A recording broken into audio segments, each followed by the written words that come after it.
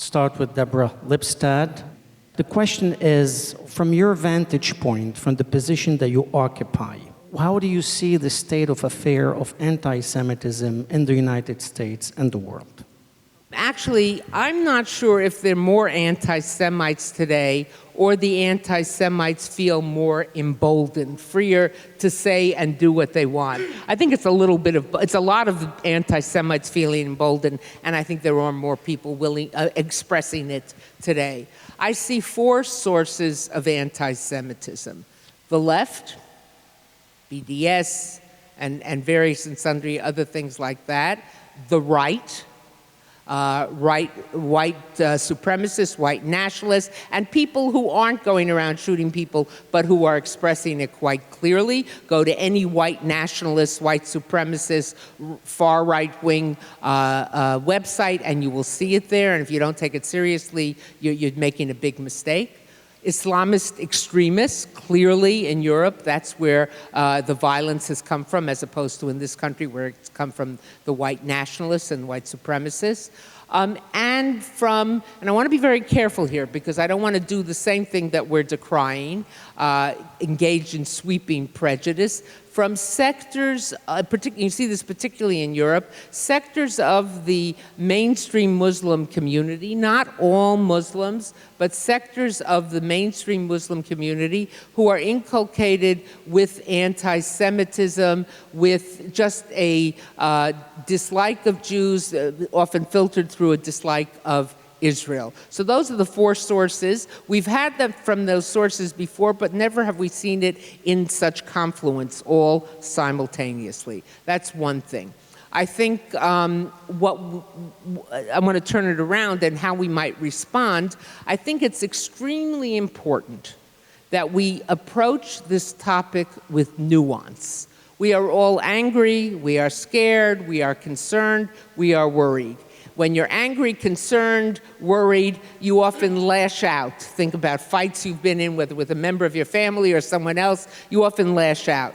This is a war, and we have to fight it strategically. Someone may say something we disagree with, something we dislike tremendously about Israel, about Jews, whatever it might be.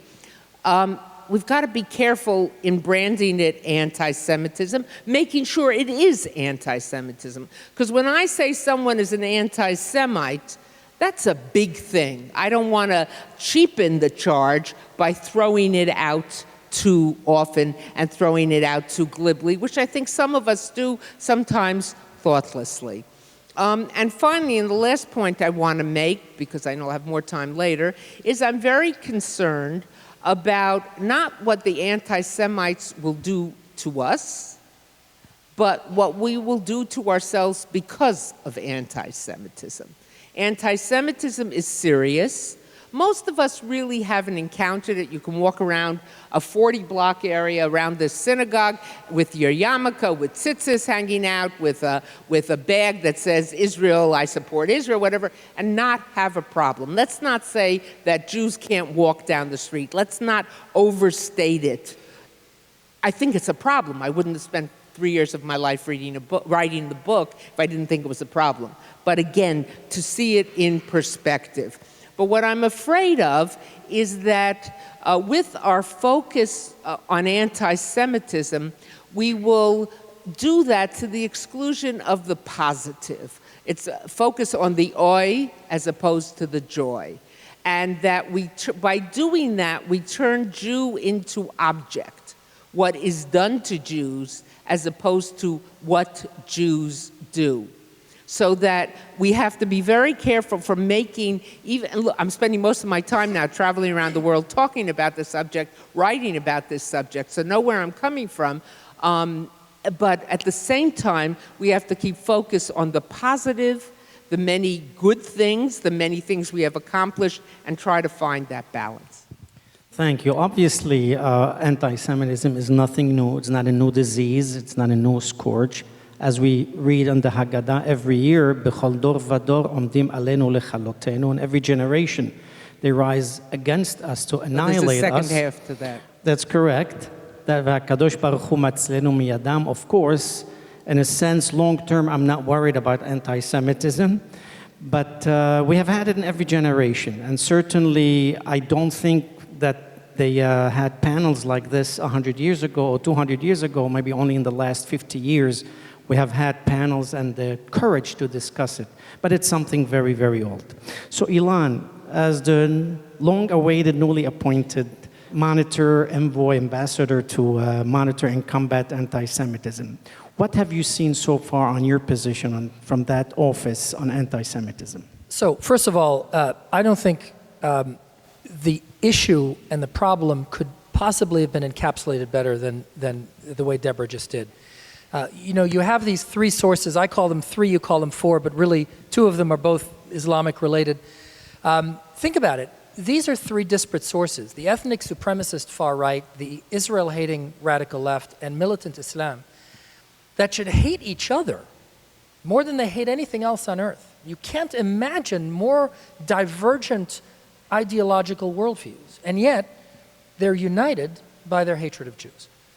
And I would argue, by the way, united also by something else, and that is the fundamental incompatibility of their values with everything on which the United States and many good, decent countries in the world are built. And so, first of all, it's important to remember that the fight against anti-Semitism, this great fight of our age, isn't only about protecting Jews. Although if it were, I would say that would be moral reason enough to spare no effort in fighting that fight, to protect the most persecuted minority in history. Dayenu, that's reason enough to do it. But it's not. It's not.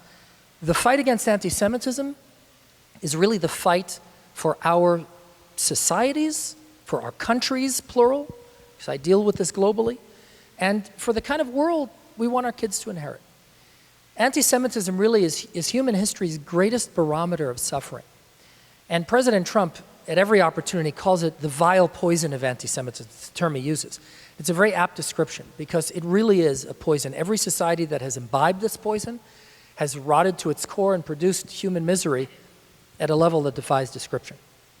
And so, really, this cause is a cause that all good, decent-minded people should join together to take up. Now, here's some good news. And I agree that even though it is on the rise, America still remains the most philo-Semitic country in the history of the world. There are problems, many problems. I spoke at Lori Kaye's funeral at Poway, and it was heart-wrenching that a Jew should be murdered on Shabbat in synagogue because she's Jewish, 6 months to the day after more were murdered in Pittsburgh. Heart-wrenching. I was just this morning in Lakewood dealing with unvarnished, open anti-Semitism expressed on websites, including about gassing Jews and plotting to kill Jews in Lakewood, in New Jersey. So we have our problems, we have our issues. But America is and has been the most philo-Semitic country in the history of the world. That's piece of good news number one. Piece of good news number two is that in my role as our country's diplomat on this issue, I can tell you that we have many friends and allies around the world who get it, really get it. And if there's one thing about my job that's been a delightful surprise, and I would say really a surprise, it's the extent to which non-Jewish leaders at all levels, by the way, including prime ministers, some prime ministers, ministers, parliamentarians, down to local mayors and coordinators, who are as passionate and eloquent about this issue as you can imagine. They stand up and they with incredible passion, talk about how this is the fight of our generation, how we must win this for the sake of our kids. And that the fate of Europe, if it's Europe we're talking about, the fate of Europe rides on winning this fight. Now, if there weren't people like that, I'd be worried. But this really isn't the 1930s. As bad as this is, it is in the 1930s because we have friends and allies in powerful places around the world who are incredibly good partners. Let me just highlight one of them. John Mann of the Labour Party in the UK, formerly of the Labour Party. He just walked out and excoriated Jeremy Corbyn on his departure from the Labour Party, deservedly so. But John Mann has been chairman of the UK Parliamentarians Against Anti-Semitism. He just resigned from Parliament to become the government's anti-Semitism coordinator for the UK. This guy couldn't possibly be a more genuine friend and a greater advocate for the Jewish people. And between people like that we have in Europe, and then when you look at the administration I'm privileged to work for, whether it's President Trump or Vice President Pence or my boss, Secretary Pompeo, and I'm not even talking about the Jews yet. It's just extraordinary how committed this administration is to fighting this fight, and that's a big asset. Thank you, Elan. So, Rabbi Steinmetz, from your vantage point, standing right here on the pulpit of this congregation, this beautiful congregation, what worries you about anti-Semitism? How do you see the state of affairs of anti-Semitism? So, I'm listening to these wonderful, articulate answers, and what I've been thinking about is a line from Dickens. It was the best of times and it was the worst of times. And certainly Elan talks about contextualizing things. The German-American Bund, which was the center of anti-Semitism here in the 1930s and 1940s, had its headquarters on the next block. I don't know what it was like, Rabbi Lipstadt, having the Bund on the next block, but there were major marches here down 86th Street. And so certainly when you fast forward nearly 80 years, you say the world is different. And you do get the sense that Jews in America are privileged. But at the same time, we've had 2 shootings in synagogues, the worst anti-Semitic events in American history in the past year.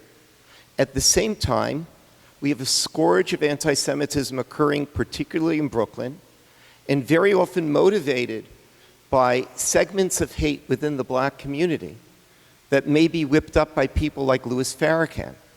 At the same time, you have 40% of European Jews saying they want to leave Europe.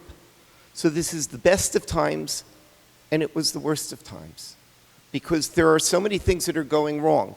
And we're actually wondering what's happening, because when a trend goes in one direction and then all of a sudden it reverses course, you begin to question yourself. What happened to this world?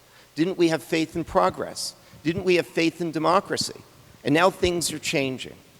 So it is a very confusing state of affairs. And certainly I understand that. But there's something more to it as well. As a rabbi, I hope you don't mind if I say a short Dvar Torah. I knew that Rabbi Abadie would What a rabbi is appreciate good it. for, right? This week's parsha talks about remembering what Amalek did. And, Elan was talking about anti-Semitism from the perspective of America. Because as Americans, anti-Semitism indicates a disease within democracy. It indicates that there's something wrong with civil society. But for Jews to remember Amalek is to, number one, say, we're never going to be naive again. Number two, to say, we need to be uncompromising. So I very often make the same comparison you do, Elan. You know what? It's much better than it was 80 years ago. But guess what? We need to say that the only amount of anti-Semitism that's acceptable is 0% of anti-Semitism. There's no reason that Jews should have to suffer under this burden. And when after the shooting in Pittsburgh, someone came here and interviewed me and said, well, now you're spending more money on security. I said, do you understand the money we spend on security is essentially a tax levied on the Jewish community by anti-Semites? And that is absolutely unacceptable. Not more than 0% anti-Semitism is acceptable, and that's the lesson of Amalek. Be uncompromising about it. So what is the state of affairs? It's very good. But there are things that make us nervous, but very good isn't good enough. Thank you, Rabbi Steinmetz. So, Stephen Savitsky, how do you see the state of affairs of anti-Semitism today? Well, I think the biggest problem that I see is complacency. People are talking about, it is the best of times, as the rabbi spoke about in a way, but the best of times could quickly become the worst of times. And when people start to say it can't happen, it could never happen, that's when we run into problems, because it can happen, and it will happen unless we do something about it. So as someone who's a communal leader and been involved for many years in the Jewish community, this is a fight that we cannot lose. This is not another venture we're going into. This is not another project that we're looking into. This is literally the fight for our generation, for our children and our grandchildren. And we can't fail. Unfortunately, we are not going to defeat anti-Semitism. What we can do, hopefully, is control it. It has been around for thousands of years, from the time of Esav and Yaakov, and it will be around long after. But Rabbi Abadie is also a doctor. Sometimes you have an infection. You have to learn to control that infection, unless if you don't do that, it will spread and could become lethal. What we have to do is make sure we stop it, because we cannot allow this to become a cultural thing where it's easy enough for a political leader to get up and say anything they want and no one else will respond. We have a very strong obligation. As a community leader, as a community member, I could tell you through the Conference of Presidents of major Jewish organizations. I'm sure all of you know that organization. Elan has just come to our conference that we had, and you notice, of course, that it's the Conference of Presidents of major Jewish organizations. Of course, there are no minor Jewish organizations. And that probably is one of our biggest challenges that we're going to face. How do we become all minor players in a very major battle? Because we've got to check our egos at the door. We can't worry about who's first and who's second, who's get their name on the top billing. We have to work on it as a coordinated effort. And if we do that, there's no question we will check it, we will keep it intact, and we will provide a lifestyle for our children and our grandchildren that they deserve. And that's what I think about all the time. And how do we do this? I hope we have the strength and the courage and the wisdom to do this. We're smart people. We can do it if we want. Thank you, Stephen. Elan, I'm going to ask you, as a Sephardic Middle Eastern Jew, you had mentioned when you assumed your position that you will be monitoring and combating anti-Semitism also in Arab countries and not as usual only in European countries. What have you been doing so far in that area? Yeah, so actually this is very exciting because you're right, I said that from day one, and that's for two reasons. First of all, I think my background as an Iraqi Jew makes me especially suited to try to move the needle on this in the Arab world. But second of all, the situation is dramatically different today because of the Iranian threat and geopolitical realignments in the region. I think the Arab world is more receptive to being approached in a serious and candid way on this issue than perhaps ever before. I'm excited to announce, it hasn't been announced publicly yet, but I can tell you I'll be going very shortly to the Gulf. There are already plans, there's a date where I'll be going to the Gulf to engage specifically on this issue. And I think that, again, you know, when you have countries allied with the United States, I'm not talking about Iran now, but when you have countries allied with the United States whose textbooks are like out of Germany in the 1930s, that's unacceptable. First of all, it's child abuse to do that to their children. To inculcate Jew hatred in children is child abuse on a mass scale, number one. But second of all, it becomes so difficult to undo the damage. So investing in that, in preventing the inculcation of Jew hatred in young people, is one of my top priorities. Deborah mentioned that even in non-radical Islamic Arab populations, Muslim populations in Europe, it's a source of anti-Semitism and violence against Jews. Why is that? Well, because when they're raised with fed a constant diet of Jew hatred from the moment they can walk, it becomes very difficult to change that. Now, it's not impossible to change, very difficult to change that. So this is a top priority. I think there is movement on this, and I'm very excited that we can make potentially real gains here. I want to say also something else. We don't rank kinds of anti-Semitism in terms of importance or severity. We don't ignore any of the sources, whether it's the radical right, the radical left, or militant Islam. I think we have to strike a unifying voice here and to say, look, the weaponization of anti-Semitism for political gain hurts the fight for all of us. And so whether it's Jew hatred from the right or from the left, Jew hatred is Jew hatred. And it's bad, and it's evil, and it's despicable, and we have to confront it. And so I think that message, if we can stick to that message, is, in our hyper-partisan environment today, really a kind of a unifying way to bring everyone together in confronting this as a I just want to echo what Elan is saying, because the book came out in February, it's in its 5th printing, and I've been on the road consistently. And invariably, when I'm talking to Jewish audiences, and I was telling you earlier, and more I'm talking to non-Jewish audiences, which showing how they take this seriously. But very often in Jewish audiences, or just at the Shabbos lunch table, if you talk about anti-Semitism on the left, the people will say, well, what about the right? And if you talk about it on the right, they say, well, it's worse on the left. That's weaponizing anti-Semitism. When someone does that, then my thought is that they're less concerned about the anti-Semitism, and they're more concerned about scoring political points.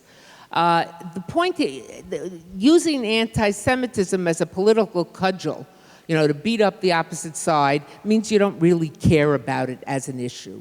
The issue is the issue. And the fact is, for those of us on the right, those of us on the left, the place where you have more, as the students would say, street credibility, is with the people with whom you share your other views, not with the people across the transom.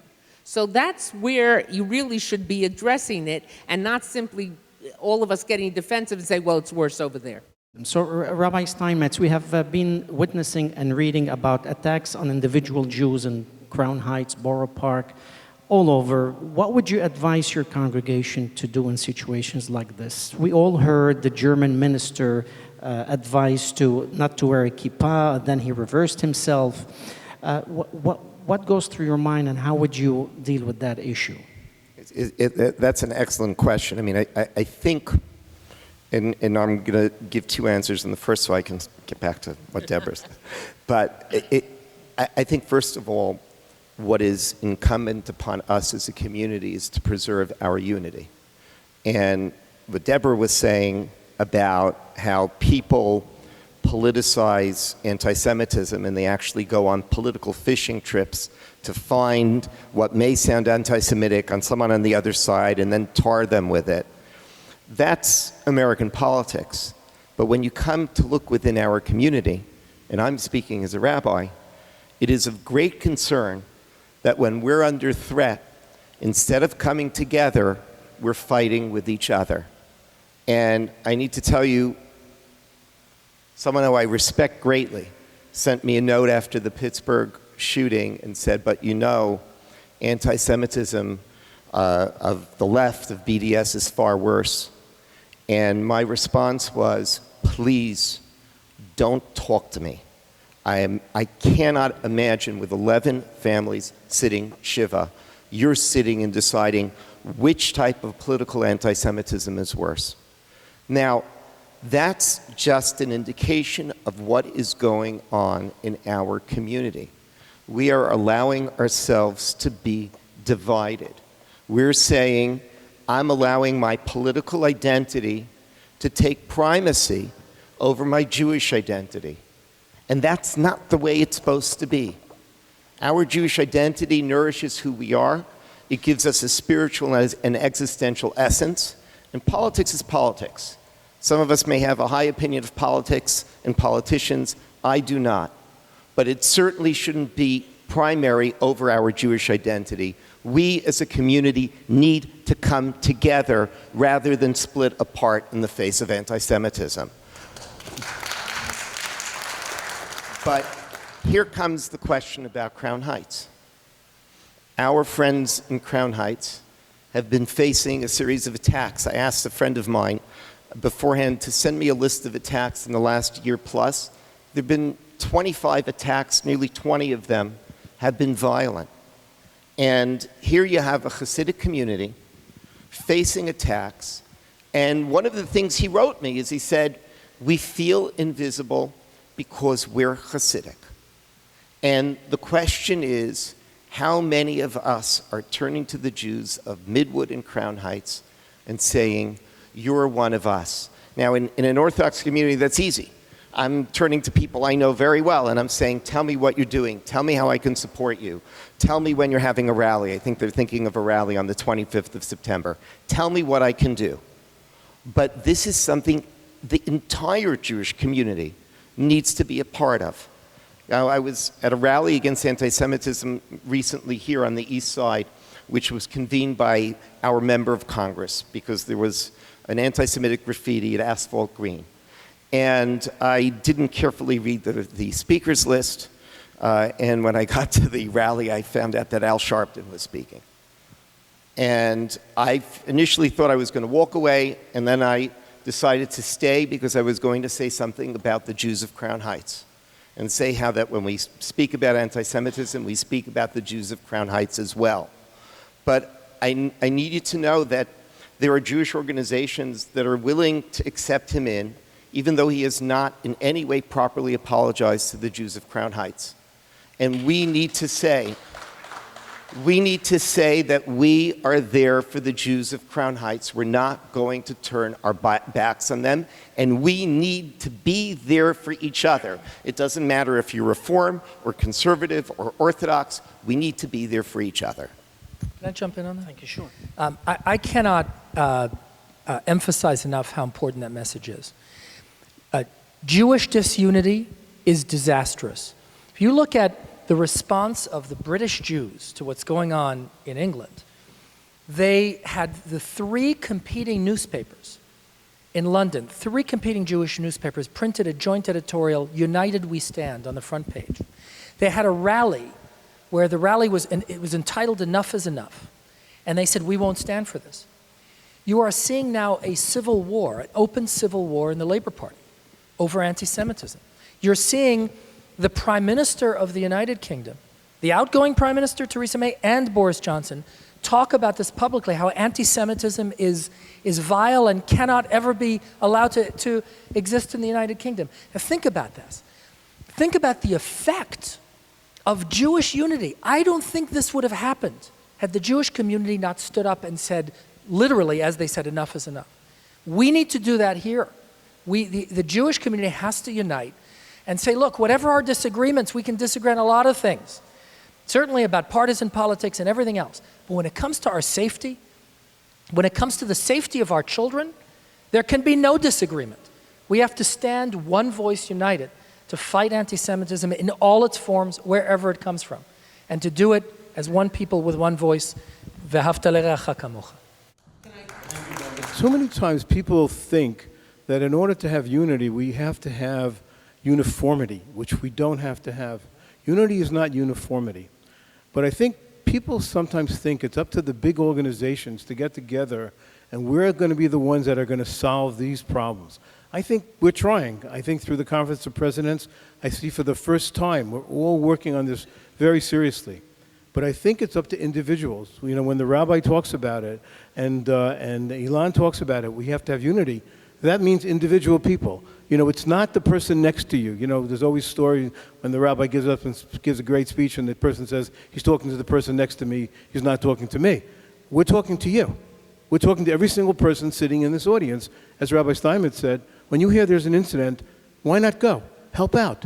Call up somebody you know. See what you could do as an individual. Don't wait for the organization to make the move, because if you do, it may happen, it may not happen. I have a lot more faith in individuals. Some of the greatest things that I've ever seen happen to the Jewish people have happened because of individual people. I was in Chicago several months ago, and they had a unity Shabbos where they all got together, and it was, people were talking about it, and it was wonderful. And I started asking people, who organized it? Was it Bnei Brith? Was it Hillel? Was it AIPAC? Was it, who was it? It was two people, two regular people who got together and said, we've got to do something. I think that's the most important message.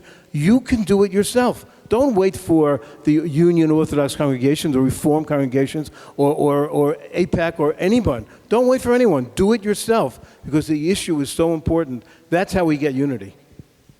Okay, I'm going to jump in here, making the rabbi a little bit crazy because I know he's trying to get on. But I think there's another thing, and I agree with everything that's been said, but there's another thing as well. And sometimes this may be hard to hear, but we can't fight one ism to the exclusion of other isms.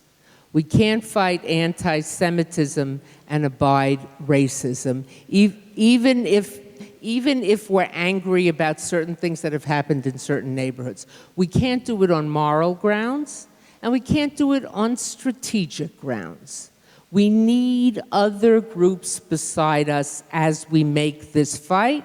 And also, it's because it's in our Jewish DNA, if you will, that we shouldn't abide. What did we just read? Tzedek, tzedek, tirdof.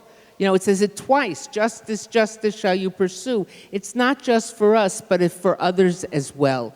And our voices ring hollow if we're not making this fight across the board. And I think that's very important. And it's hard to do. It's hard to do when you see things like in Brooklyn. It's hard to do when you hear Minister Farrakhan and the things he said. But if you're going to draw with a broad brush, then others can draw with a broad brush against us. And I think that that's exceptionally important.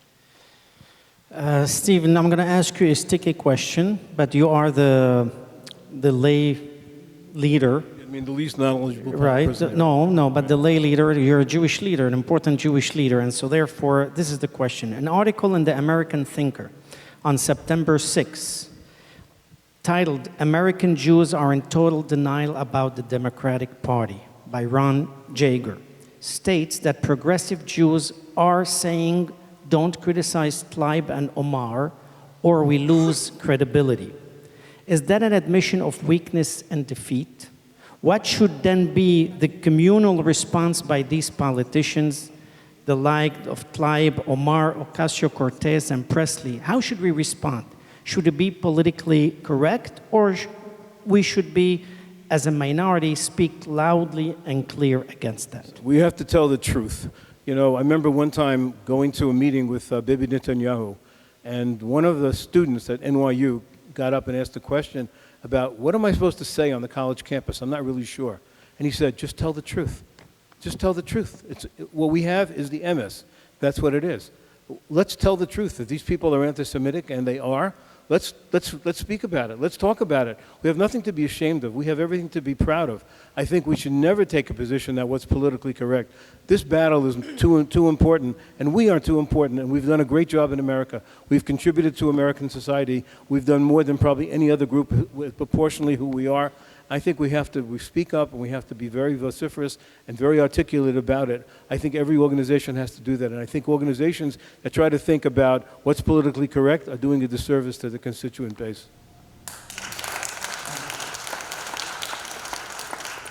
Yeah, I want to tell you, the most disturbing meeting I had in the last 6 months being on this job, which says a lot, is a meeting I had with a UK Labour MP who walked out of the Labour Party because this MP said, I won't sit at the same table with anti-Semites. This MP said to me in a meeting, this disaster we have in England all started on the campuses, and we did nothing because they were only students. And then it moved into the Labour Party. But we did nothing because it was just the far left fringe.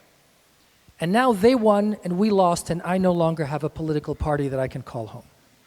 I'll tell you, my hair stood on end.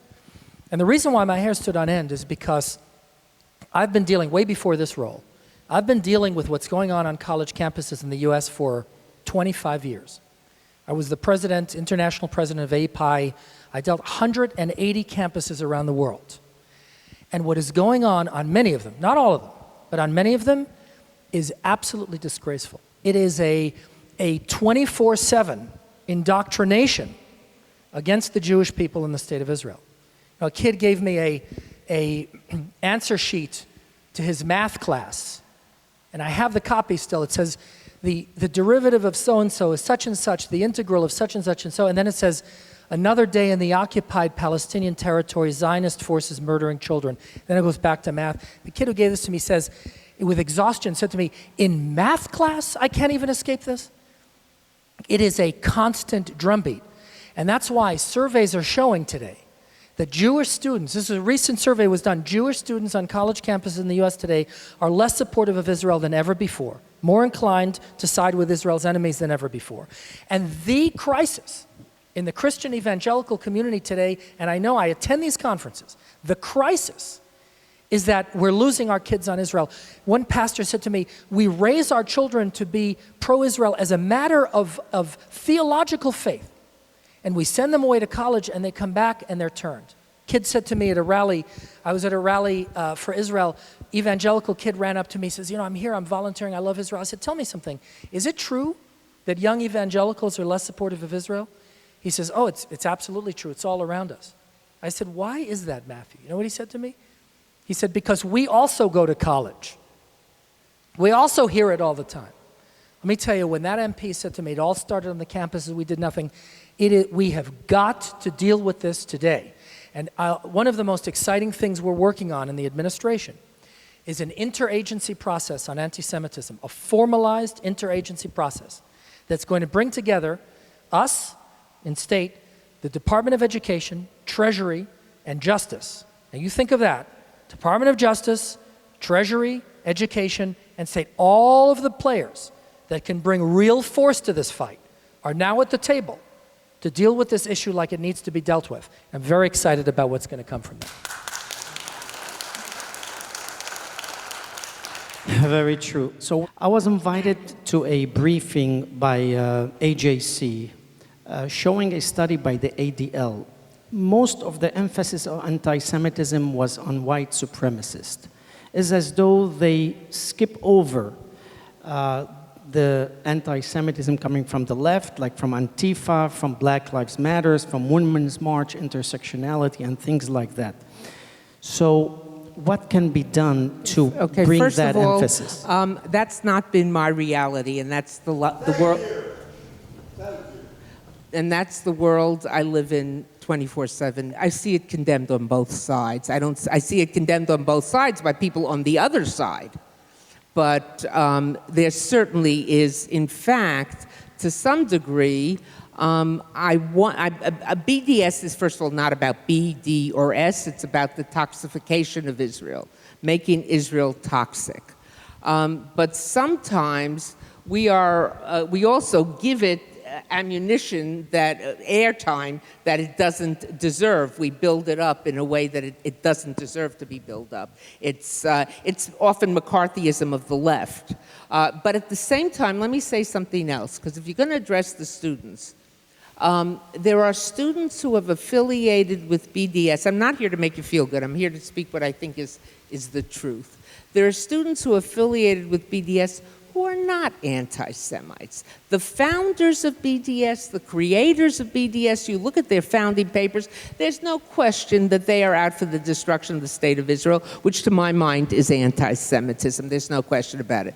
But there are students who have become affiliated with BDS. I think it's a mistake, of course, as I think everybody in this room does, but because they think it's a way of solving a human rights problem, just like their parents were involved in the fight against apartheid. To say to them, you're an anti-Semite, so does not comport with their reality that, first of all, they're going to look at you and think, you're nuts, and that when you say you're an anti-Semite to someone who's really an anti-Semite, they're not going to believe you. When I say to someone, you're an anti-Semite, and I've had a chance to say it, or say about someone, you're an anti-Semite, that is one of the worst things I can say about them. I don't use the accusation glibly. I don't make the accusation glibly. So to say it to a student, even if we think the student is totally wrong, is not only mistaken, but it's counterproductive. You'll never get them back. You may disagree with J Street 120%, but there are many students who are part of J Street. I know this is going to be hard for some of you to fathom, who are supporters of Israel, love Israel, think they're doing the best thing for Israel. We disagree with them. Most of us in this room, I think, disagree with them. But to label J Street as an anti-Semitic organization, as was done at a Jewish meeting of college students, is counterproductive. Those kids won't come back. This is a war. We're fighting it strategically.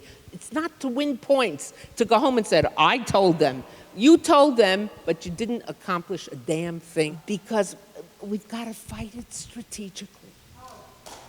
Yeah, Deborah, I want to say something. Deborah, first of all, I agree. It's absolutely factually correct that not every kid who's drawn into this is an anti-Semite. But to say that is and I know you're not intending to minimize the danger of them. I know, but I just want to make sure that we don't minimize it. My mother at one point traveled around the United States many, many years ago before there was internet, and she encountered people in rural America who literally believed that Jews had horns. And they were not anti-Semites. They were actually pleasantly surprised to learn from my mother that we don't. Are those anti-Semites? No, but the movement that preaches that we have. So just because there are people who subscribe to this, who've been caught up in the blood libels leveled against the state of Israel, we must understand what this is. This is really about destroying Israel, and that's very important to say. Right, but what I'm talking about is how you get them back. And how you get them back, and that's what I was going to say. The second part is, strategically, you say you don't want to call these kids anti-Semites. I want you to know, as a matter of operating principles in my work, I don't call anybody an anti-Semite. By the way, you know who knows what's in a person's heart? God knows what's in a person's heart. I certainly don't know what's in their heart. I don't use the term. I talk about anti-Semitism, and I talk about what they do and what they say. And I label what they do and what they say as anti-Semitic. Not who they are. That I don't know. And so I think we have to be very clear in focusing. By the way, there's an accepted definition. We didn't talk about the standard accepted definition of anti-Semitism that many countries have adopted, the International Holocaust Remembrance Alliance definition of anti-Semitism. It's very important. And it gives a list of examples, including some of the anti-Israel stuff, as anti-Semitism. And so it's very helpful to say, look, I'm not attacking you, but you should know what you're saying is anti-Semitic, and here's why. And that's certainly my approach. I just want to jump in. I want to go back to your point about calling J Street anti-Semitic, which you said it's counterproductive.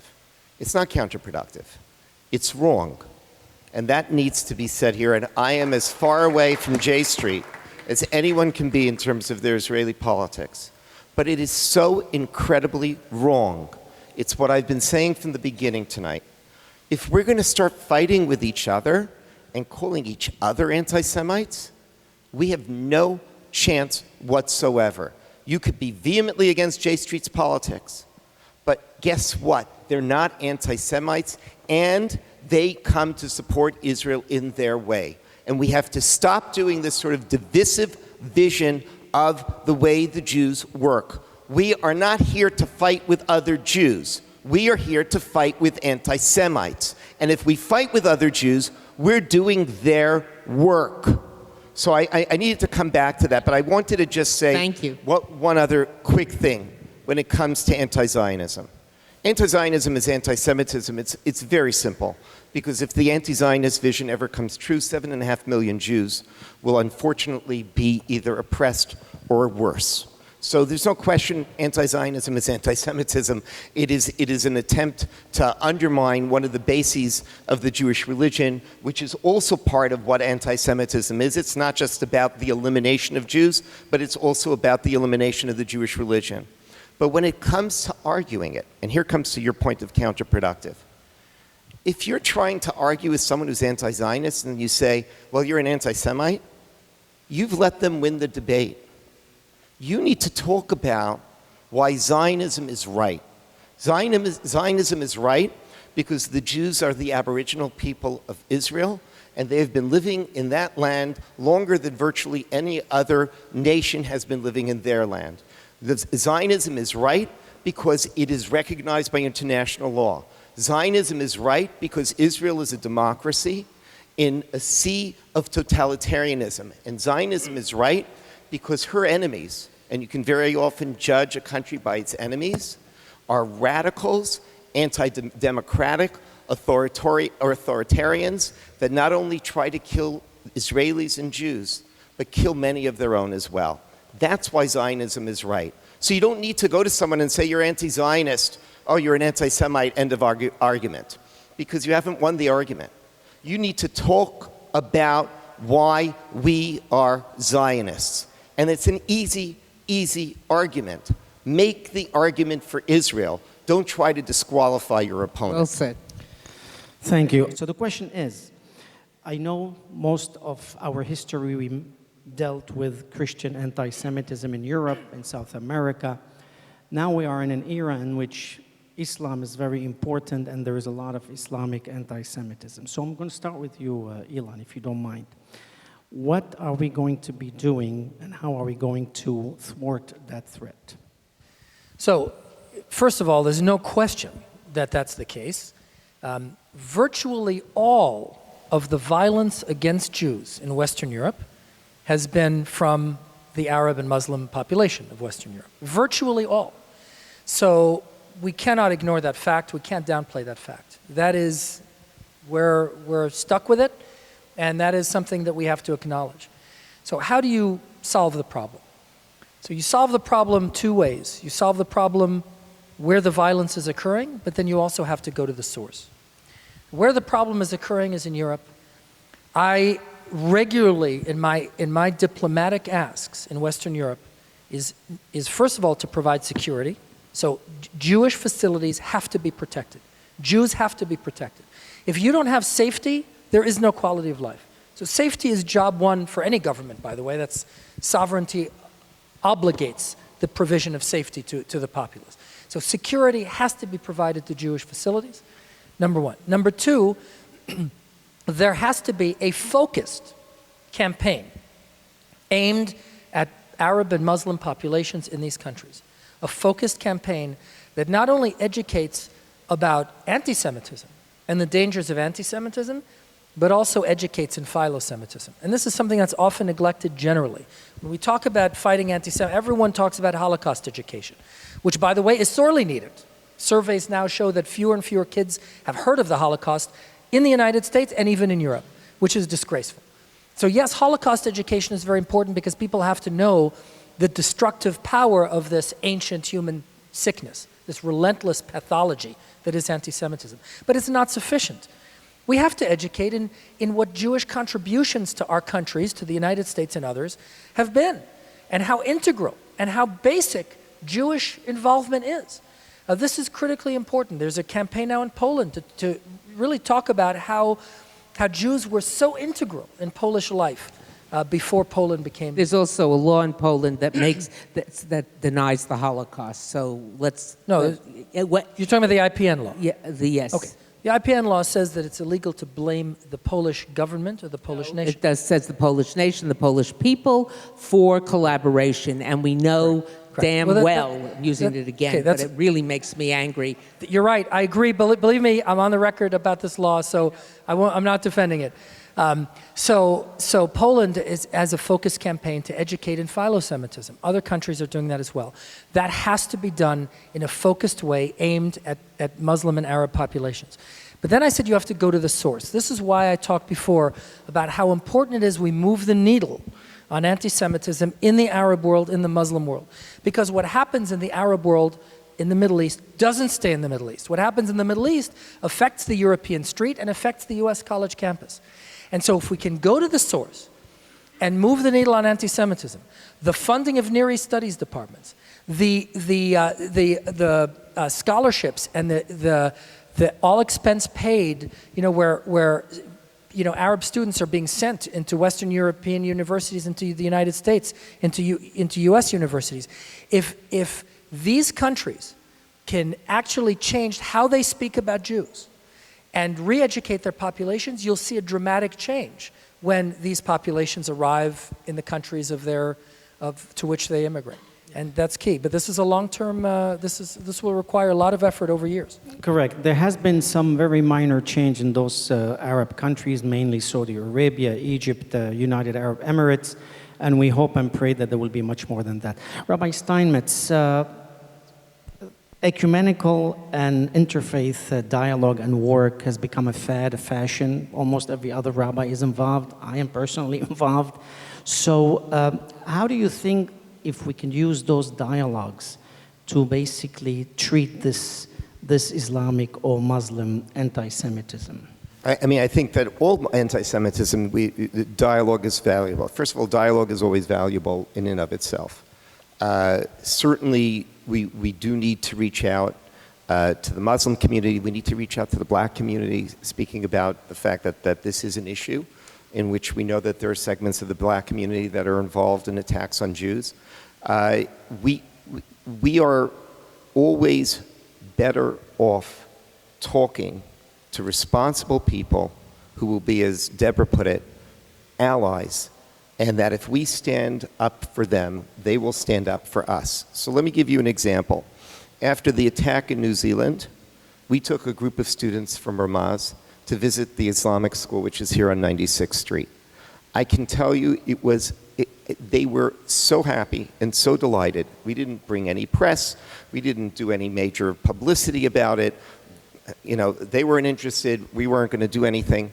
But they were so delighted just to have our students meet their students. We brought them, it was actually around Purim, we brought them Hamantashen.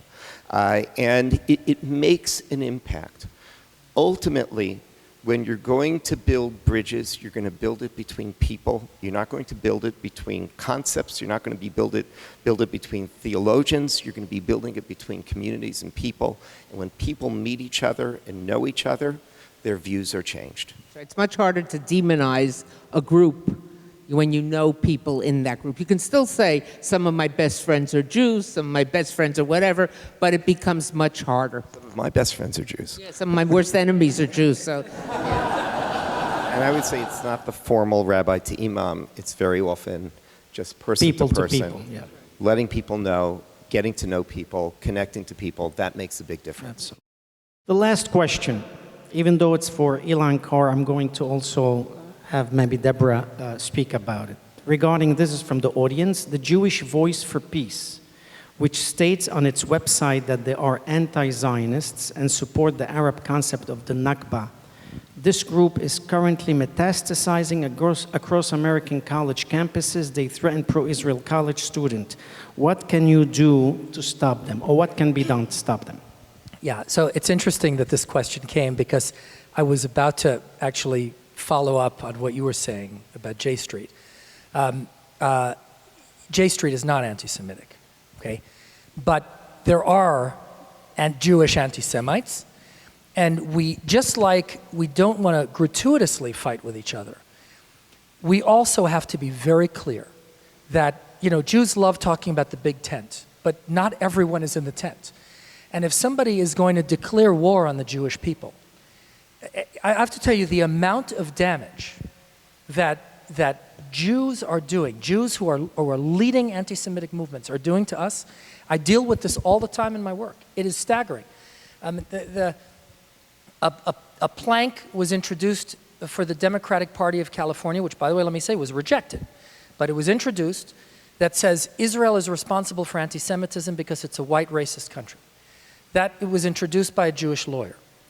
The BDS vote that passed the academic senate at Claremont McKenna colleges, that was vetoed by the non-Jewish president, thank God, was introduced by a Jewish professor. The induction of Mariano Rivera into the Hall of Fame was protested by a Jewish activist because he's a pro-Israel fanatic, it was said about Mariano Rivera. The International Holocaust Remembrance Alliance definition of anti-Semitism, which was voted, the adoption of which was voted by the OSCE, 57 countries, the vote was 56-1, not controversial, 56-1. The IRA definition of anti-Semitism was defeated in the Stanford University Student Senate by JVP, by Jews who said, we don't support this, we are the problem. We're not the solution. We should not, we are the problem. We represent white privilege, and we stand against this definition of anti-Semitism. This is going on everywhere. And we have to know that there is a line, and if you cross the line, you have to say, look, this is just not acceptable conduct. Certain people are outside of the tent. And so part of it is we're reticent about branding anyone as outside, as saying that anything is unacceptable when it's in the Jewish community.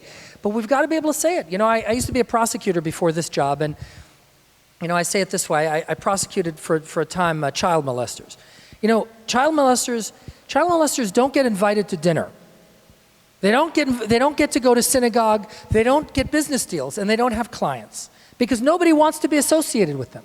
Why is it that you can have a Jew make it his or her life's work to destroy the Jewish people, and there are no consequences? There's no opprobrium, there's no excommunication, nobody complains about it. There has to be enough is enough. Enough is enough.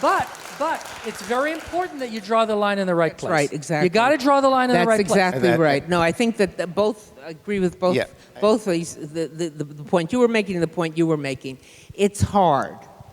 It's hard to say that someone has a position with which I virtually disagree, but it's a position, and that doesn't make them an anti-Semite. I think it's very, very important. And it's easy to say, and too often I heard it, and I hear it all the time, J Street, those people, anti-Semite. Not so.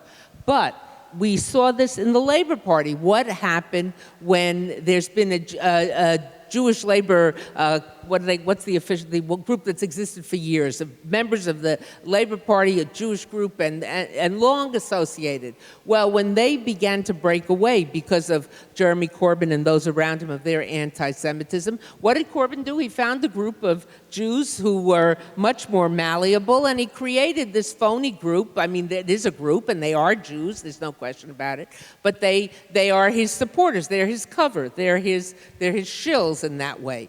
But we have to differentiate. Listen, we're almost finished, but if I can say anything, this is a battle. It's not our entire existence, as the rabbi said before, this rabbi, not that one, the best of times, the worst of times. There is much to celebrate. Look, you're sitting in this terrific synagogue, the school across the street, and the other schools, and there's a lot going on that is good. You know, and someone once asked me, I recently was speaking in England at Hay-on-Wye, the biggest literary festival in the world, 400 people, very few Jews in the audience. And the person who was interviewing me, an editor from a British daily, not Jew, said to me, Deborah, I read your book, and you seem to somewhat be optimistic. And I said, you know, the definition of a Jewish optimist is someone who thinks things can't get any worse. A Jewish pessimist thinks they can. And then I add a Jewish realist knows that they are, you know. But I think we have to be careful. And I want to end maybe with a little anecdote. I belong to a shul in Atlanta, and I was walking in with a mother and a little girl then. She was about 4.5, 5. And as we walked in, there was a police officer at the door, and the mother turned to her daughter and said, Shai, say thank you to the police officer for keeping us safe.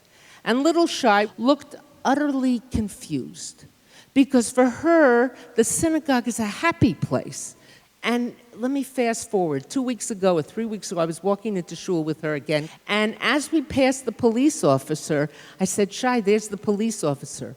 And with no prompting, she's now about 6.5, she said, thank you for taking care of us. She had learned the challenge to us is for those little Shais in this shul and in so many other synagogues to find the balance between Jew as object, what is done to Jews, and Jew as subject, what Jews do. And to understand that we treasure that, af al pi, despite this Jew hatred, this virulent hatred, the oldest hatred, we fight it. But what's much more important is what we do religiously, culturally, communally, philanthropically, socially. We have such a great heritage. You know, Eitz Chaim Hi, it's really, and to let the hatred become the defining factor would be really to give the anti-Semites a victory. Thank you very much. Good night.